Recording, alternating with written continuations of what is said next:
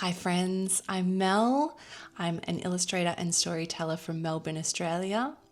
I am the creator of Maud of Moss Forest, a small art brand and universe exploring magic, flowers, and femininity. I'm most inspired by fairy tales and childhood nostalgia, which is a wonderful thing in the way that art often imitates life or vice versa. I am in an era that I am affectionately calling my midlife childhood, as I am mama of a 2-year-old girl called Aggie. I want to say up front that this won't be the usual sort of video that you can expect on my channel. Most of the time I want to explore my artwork, my art making process, and my inspirations. But I do want to talk about business. As I'm entering a time where I will be spending more time in and on my business, these are conversations that I will weave into my usual art offerings. But as I'm at the start of my journey of rebuilding my business after having a baby and reviving this channel, I wanted to have a dedicated video about it. I'm very passionate about exploring the intersections between creativity and business, and in the spirit of be what you want to see in the world, I wanted to start a conversation where I'm creating a seat for myself at the table where we talk openly about business and what a good business, a good healthy life balance looks like. When I started my business, talking about money or marketing was considered distasteful or ungrateful. There were a lot of extremes in the larger conversations about entrepreneurship at the time, and it was dominated by hustle bro culture, which isn't a one-size-fits-all attitude and not one that felt good for me. At the other extreme, undercutting and undercharging were really common in creative industries when I started, and folks were often obligated or got into holding patterns of accepting below industry standard wages. Tangentially related to the starving artist trope is the tortured artist one. When I set up an artist group for a little while in 2019, and just as a general observation online, I noticed that many of us internalize our art practice and we can make a lot of feelings-based decisions. The suggestion of tasks that we could action within that artist group really helped us externalize and make decisions based on data rather than what we felt like doing that week or month. Aesthetic art vlogs are obviously a huge inspiration for me and this channel and the art I make, but I also want to challenge the blanket romanticization of that lifestyle. Once upon a time, I held off starting this channel because I thought my space, my art, and even that I, myself, wasn't aesthetic enough to be worthy of attention. I don't want to contribute to conversations and stereotypes where we feel weighed down by unrealistic expectations, especially when it becomes synonymous and feeds into starving artist tropes. I want to make beautiful, whimsical artwork about fairies, but I also want to and expect to make money with that artwork. I expect that someone of my experience should make a certain rate per hour or be able to command certain price brackets for certain items. This video is my contribution to the intersecting conversation of cozy art style artists believing in their creative universe, backing the integrity of the products they sell, having healthy and productive relationships with their community and collectors, maintaining good boundaries, and healthy life-work balance. I'm going to talk about what evolutions and iterations my business has already been through, some considerations around the time I have to work in and on my business, and how I plan on juggling my business and my personal life, and why both need to be aligned to succeed. Unlike my other videos where I share my art and art making process, this will be a chatty one dedicated to talking business and life goals. So for the most part, you're welcome to pop me on in the background and treat this like a podcast. Throughout this video, I'll share screen grabs of my business plan document, so you can pause and read those as they'll be in a slightly different format and offer additional info to what I'm saying verbally. As a serving suggestion, maybe pop this on when you're marinating on your own business things. Grab yourself a cup of tea and a notebook and let's get cozy. Alrighty, here we go. Hello friends, it's coffee time. Can confirm that it tastes better in this cute new mug that I found myself when I was on a grocery run last night. I was buying raisin bread. I'm not sure that anyone has ever described me as bouncy either before or after breakfast, but it's cute. The color is a very happy one. I would wear this color if it looked good on me. Can confirm coffee tastes better in it. I think we're long overdue to have a chat about my business plan. I've recently drawn up a business plan to carry myself into the last part of 2025 and into 2026. I'm going to use this as a bit of a guiding North Star. So if I ever feel lost or confused, or if I'm ever having doubts and want to quit on projects that I've set myself, I want to use this as my North Star to encourage me to continue and to make good on the promises that I have made to myself and my business. I've been an artist professionally for about the last 15 years and had an art and illustration business for about 10 to 12 of that. It's a long time. My artwork and my business has changed a lot in that time. I moved states. I used to sell most of my work at design fairs like Finders Keepers, at Oz Comic Con, Supernova. I used to go to local markets here in Melbourne and surrounds. I don't do those anymore, not since COVID, and I don't have plans to do that again, simply because I'm a bit priced out of being able to pay to play. The stall fees are really steep for those events now, and I'm not entirely sure that it's worth it. I think I am better off building a strategy where I'm building my business online. There's also some other challenges to consider about the way that my business has changed. In the past couple of years, we can no longer send parcels from Australia to the EU because of the VAT taxation. I would effectively need to have an accountant in the EU to be able to do the collecting of that tax for me. I don't have that. Recently, we've also had the tariffs imposed in the US, so I'm no longer able to send physical items to the US, which is a huge bummer for everyone involved. At one time, almost half of my audience was in the US. I also have a 2-year-old. So for the past 2 years, my business has effectively been at a standstill. I will essentially be rebuilding my business from scratch. It is scary, but I'm also seeing this as a huge opportunity to do things the way that I really want to do them. For example, over the last few years, I'm most active on my Maud of Moss Forest Instagram account. Using that alias has been much more comfortable for me to tap into creative flow state and actually make the work. And I feel like it's got that added layer of separation between me as Mel Macklin, the person, the artist, and the artwork. I feel like it's a lot easier for people to make that mental leap and step into the artwork. Even though my art has changed a lot in the last few years since I started that Instagram account / portfolio, I do feel like it's a more consistent world.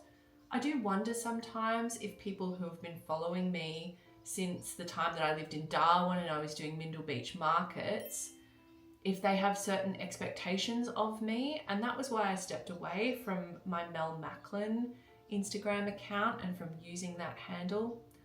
Possibly I'm overthinking it, but like many of my contemporaries, I didn't get business skills at art school. It's my personal opinion that anyone going through a fine arts degree should also have a business degree built into that. Like many of my fellow artists, I've had to learn that on the job, and I've made a lot of mistakes, spent a lot of money that didn't really lead anywhere as a result. The other thing that is a big consideration in my business plan moving forward is my muggle job. I have realized in recent years that I'm a person that thrives on consistency and structure. I'm a person that also manages anxiety. For me, it manifests as perfectionism. Sounds cute, isn't fun to live with. I've discovered through trial and error that having a day job, having a muggle job where I don't have to pay stall fees, making money isn't dependent on whether people like my artwork or are renting or can afford to frame that picture, etc., etc. It's great just to walk in the door and I get paid just for doing that. I also really love my job. The place where I'm currently working, I've been on a couple of casual contracts since 2022. It's the nature of graphic design work and also the place where I work. Even though it's a very corporate job and it's not particularly creative, I really love and believe in the projects that we work on. I won't give you the details about where I work, but it is really humanitarian in its mission, and I get to work with some amazing people that do really great not-for-profit work. I also really love the people that I work with. My manager and my big boss are people that I like as people. I really love the way that they manage their teams.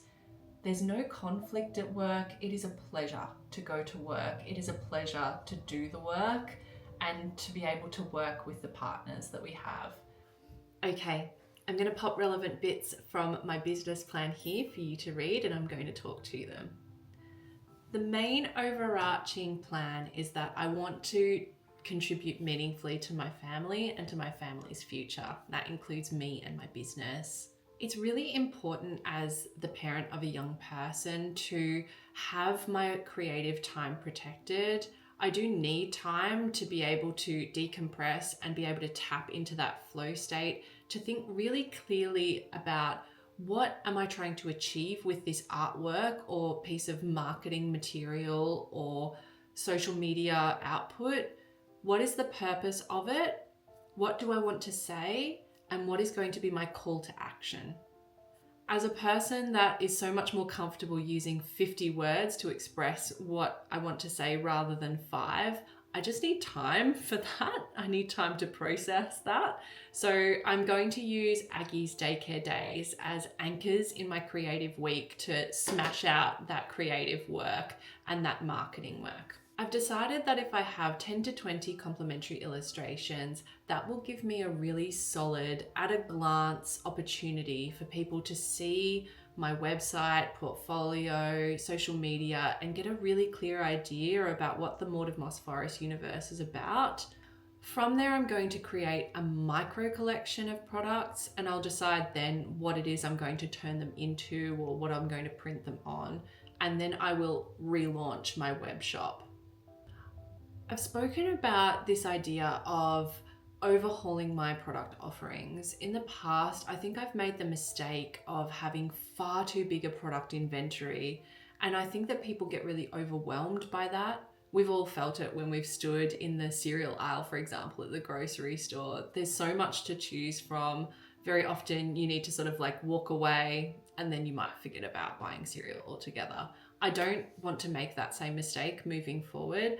I want people to go to my website and know exactly what the Maud of Moss Forest universe is about at that point in time and be able to confidently choose a favorite. So for that reason, I've been considering retiring some of my older product offerings. Some of the prints on my web store are 10 years old now. Even though I'm very proud of the work that I was making 10 years ago, and it was clearly so well loved and continues to be so well loved because people are still purchasing that artwork. Certainly don't want to yuck anyone's yum with this. My artwork has changed so much in that time, and I don't feel like I can faithfully represent it in terms of marketing anymore. Because the artwork that I'm making now is aligned with my interests now, it makes so much sense that that's the work that I want to market and am invested in promoting properly as it deserves. So building a consistent portfolio is a really important step forward. I want to make sure that I have a really clear focus and purpose to each post that I'm doing. When I first started selling my work at markets and art fairs, I was always really sheepish about the work that I truly loved making, particularly when someone who clearly was not my target market would come along asking what my artwork was about. I had a lot of embarrassment about the fact that I wanted to paint fairies and mermaids. So I'm saying it.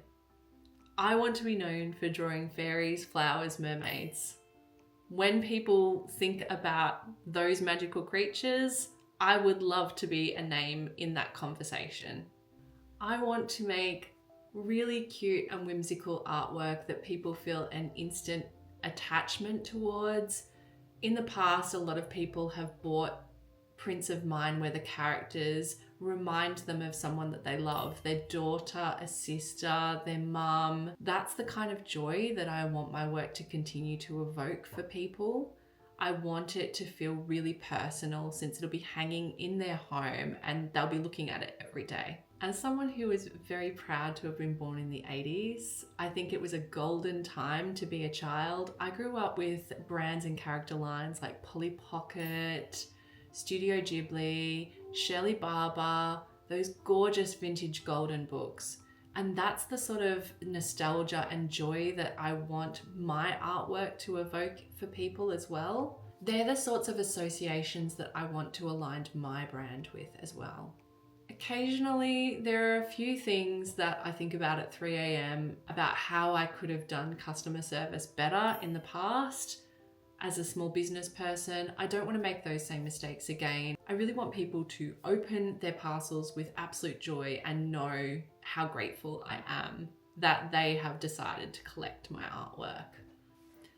Lastly, a few day-to-day examples of what my dream job might look like. Some of these are a little bit unrealistic, I realize, since the time of writing. So this is an evolving beast. This is not set in stone. I will continue to work on this and it will evolve as my business and as my learnings evolve. Lastly, I found it really helpful to list down what I actually wanted in life. What were these jobs for if not to contribute to a happier life? Some of the things that I listed were being more present with whatever it was that I was currently doing at the time, whether it was being with my family, whether it was solo creative time, dedicated muggle job time, life admin responsibilities. I want to be a person of action and I want to get things done. I also said that I wanted to be more realistic in the way that I balance the practice enjoyment aspect of my output revenue goals, so that I'm not just completely focused on making as much revenue as possible, that there is still joy in the process. I think I've learned the hard way that being too focused on an arbitrary dollar value number can strip away some of the enjoyment that is inherent and necessary in a thriving creative practice where people feel compelled to look at the artwork and want to immerse themselves in that universe. There you have it. That is my business plan, at least for now. If any of that felt kindred or aligned with you, I would absolutely love to hear from you.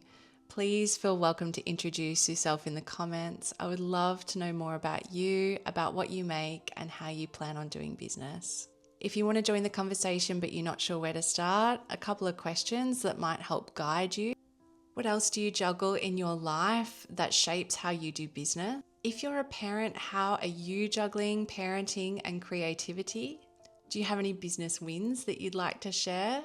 What business fails did you learn from that you turned to your advantage and were able to turn into business wins? Have you had any light bulb moments in running your business? What resources or advice changed things for you in the way that you approach business? I know I'm biased, but I genuinely believe that the world needs artists and storytellers. Great stories have the power to give us hope, to inspire us, to give us purpose. And I think for us mere mortals, that is the closest thing that we have to true magic. As I say, this won't be my usual offering on my YouTube channel, but I would love to think that this is a safe and cozy space where like-minded creatives, people who make magical things, but also want to be able to pay their bills, support their families, afford occasional treats, do all of the necessary things that we need to fuel us to keep creating. I would love to think that this is a safe space for us to talk openly about business. Really looking forward to meeting you and chatting with you in the comments. Thanks so much for being here. Have a great day. Bye-bye.